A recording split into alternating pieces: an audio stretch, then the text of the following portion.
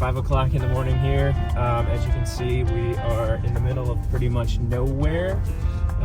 We're headed to Elm Mirage Dry Lake Bed to do some racing with one of our ambassadors. We came in yesterday, quite the experience. GPS took us through some very wild trails that our rental car barely made it through. It was like Breaking Bad scene, stray dogs, completely destroyed marijuana farms. It was almost like a third world country out there. But regardless, we came in the right way this morning, and this is a very historic place. Southern California Timing Association hosts land speed race events here, so we're excited to take you guys along.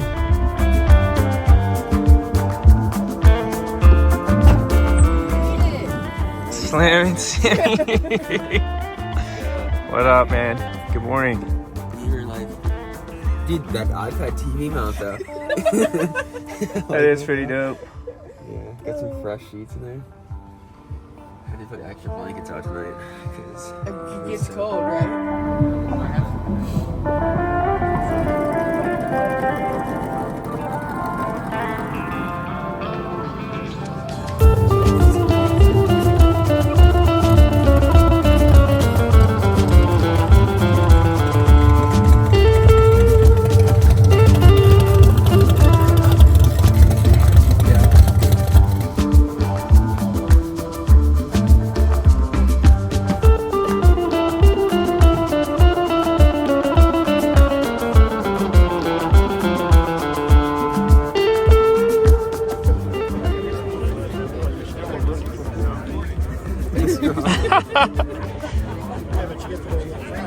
This is the crew you always wanted, Sam.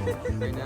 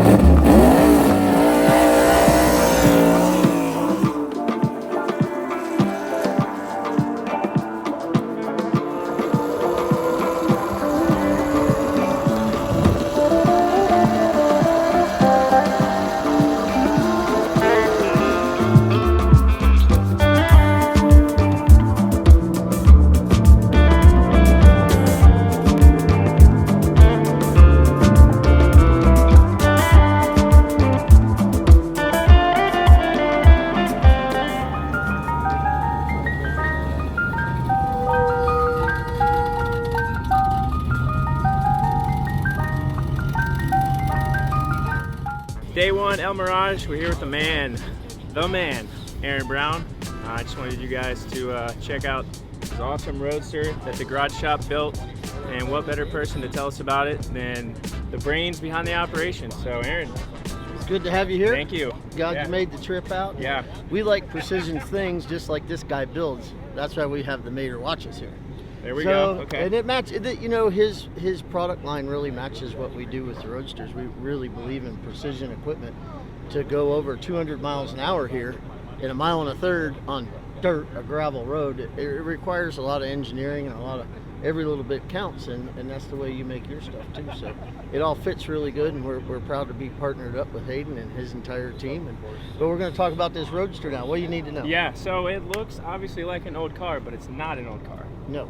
And it goes a lot faster than it was designed to go in, what, 1934, which is what it was based after? Okay.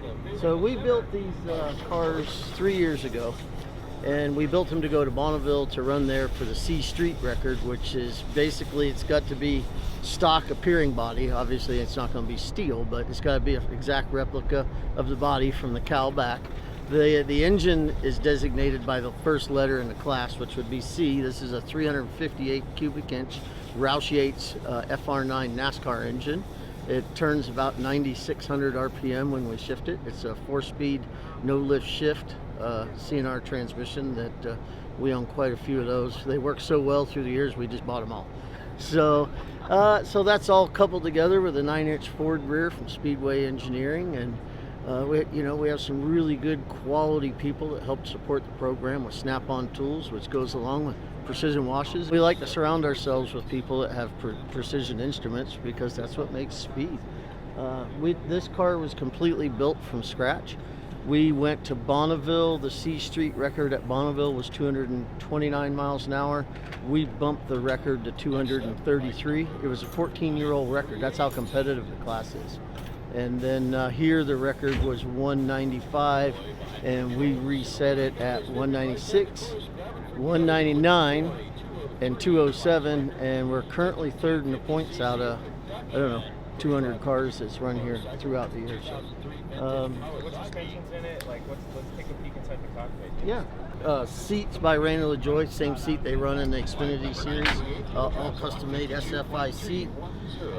Everything's double paneled. There's a, it's a driver cockpit, and then on the other side's oil tank, fire suppression systems, and the rear is a Schultz fuel cell, and then up front PWR radiator with that big Roush Yates motor sitting in there.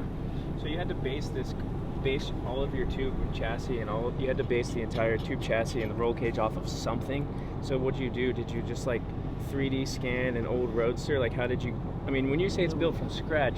The chassis underneath is full race car. This chassis is completely built from scratch to race specifically here at Elm Mirage in Bonneville. So the outside of the car looks like a 34 Ford. With the exception of the 32 grille, my company, the Garage Shop, we have a thing for 32 Ford grills. I don't know if there's a performance advantage, probably not, I don't know. But we have a 39 Ford pickup truck that we run at Arkansas at 214 miles an hour. It's basically the same chassis as underneath this. So this one's 4-link rear with Penske triple adjustable shocks, front Penske shocks. Again, another company that we're partnered with, Penske Shocks, is Precision. So we like to surround ourselves with precision people and that do precision things, and we appreciate having you guys on board. This is our hauler. It stays here for 7 months out of the year, and then we drive back and forth to Bonneville in this truck. And this is our shop away from home, and I'll take you on a little tour of the inside. Come on in. You're gonna be here tomorrow? Yeah, I got something for you, by the way. Give me 1 minute. Okay, yeah.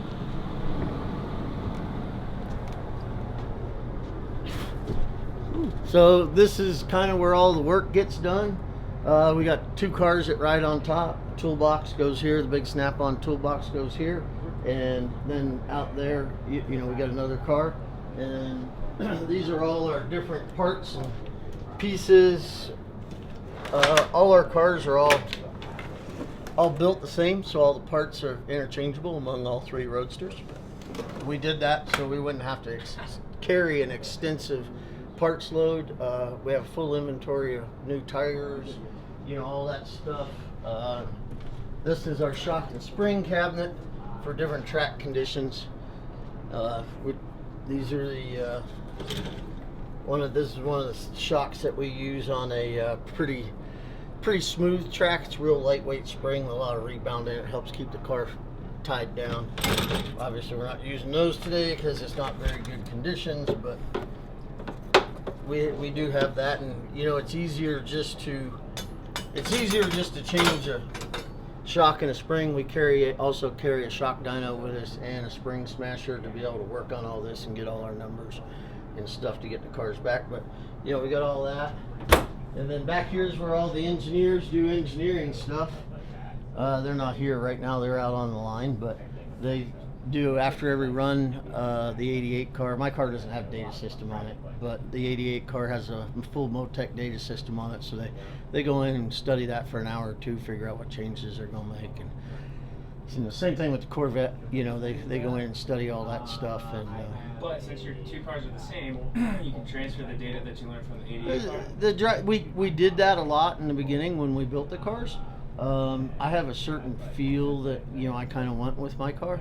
And Vance's car actually drives better. The 88 drives better than mine. I've driven that car, but I like my car's a little more aggressive.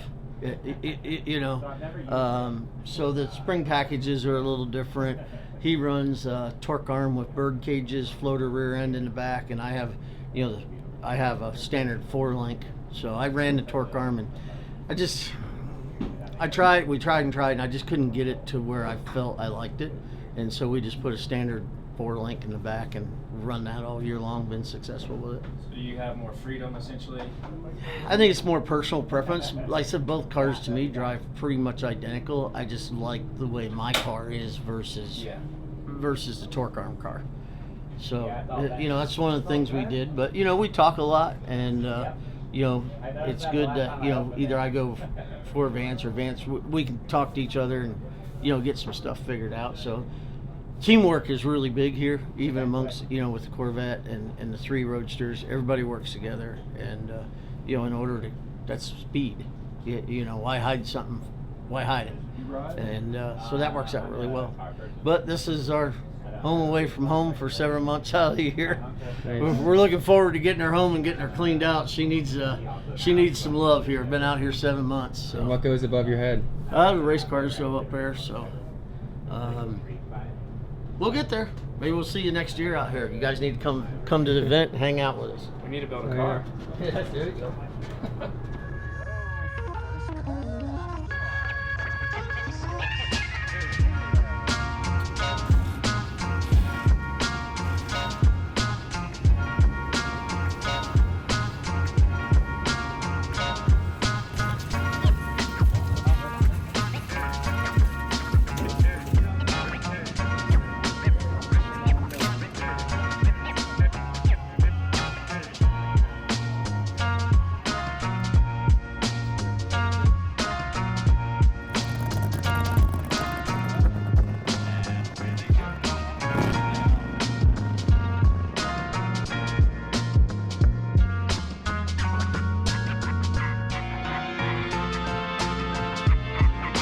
Getting the long winds set up.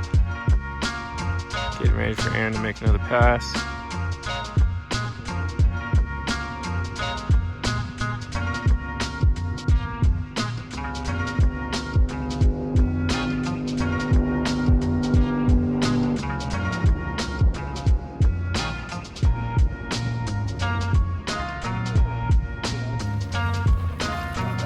Off-road one wheel.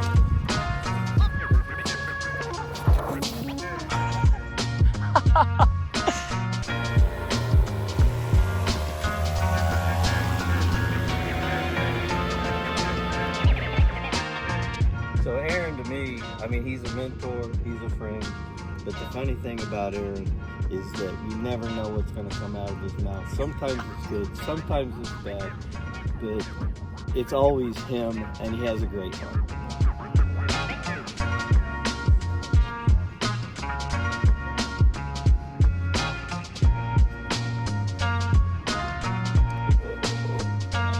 Oh, getting shaky. Oh, you're right there.